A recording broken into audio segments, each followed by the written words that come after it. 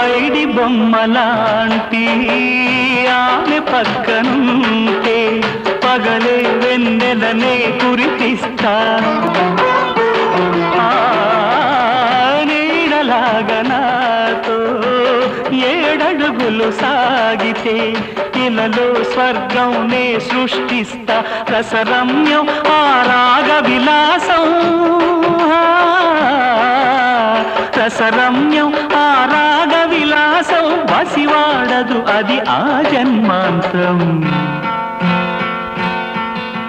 అందమైన నా ఊహల మేడకు ఆవిడమణి దీపం